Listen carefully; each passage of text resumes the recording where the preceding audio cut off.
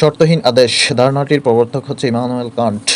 Immanuel Kant তার fundamental principles of metaphysics of moral গ্রন্থে মানুষের বুদ্ধিভিত্তিক দুটি দিকের উল্লেখ করেন। একটি হলো বিশুদ্ধ বুদ্ধি বা থিওরিটিক্যাল পিওর রিজন এবং ব্যবহারিক বুদ্ধি বা প্র্যাকটিক্যাল রিজন।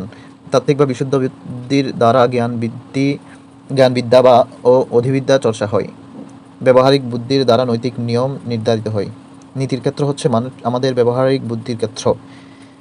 বস্তুত ইমানুয়েল কান্টের নৈতিক মতবাদের তিনটি বিবৃতির উপর নির্ভরশীল। সেগুলো হচ্ছে: সদিচ্ছাই একমাত্র সৎ, কর্তব্যই কর্তব্য সাধনের লক্ষ্য, নৈতিক নিয়ম এক নিঃশর্ত অনুজ্ঞা বা আদেশ বা moral law is a categorical imperative. প্রশ্ন 1, যেই গুণের মাধ্যমে মানুষ ভুল ও শুদ্ধ এর মধ্যে পার্থক্য নির্ধারণ করতে পারে তা হচ্ছে মূল্যবোধ। মূল্যবোধ হলো মানুষের এমন এক বিশ্বাসবোধ ও মানদণ্ড যার মাধ্যমে কোনো ঘটনা বা অবস্থার ভালো মন্দ বিচার করা হয়।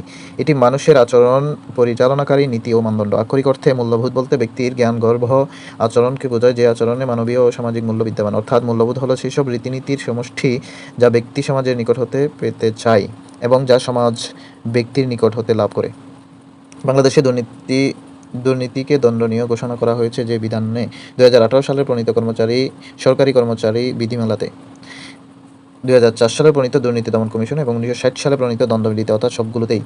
ব্যাখ্যায় বলা যায়, দুর্নীতি ইংরেজি প্রতিশব্দ করাপশন, যা ল্যাটিন ভাষা থেকে উৎপত্তি। বাংলাদেশে 1860 সালে প্রণীত দণ্ডবিধি এবং 2004 সালের প্রণীত দুর্নীতি দমন কমিশন আইন, 2018 সালে প্রণীত সরকারি কর্মচারী বিধিমালাতে দুর্নীতিকে দণ্ডনীয় ঘোষণা করা হয়েছে।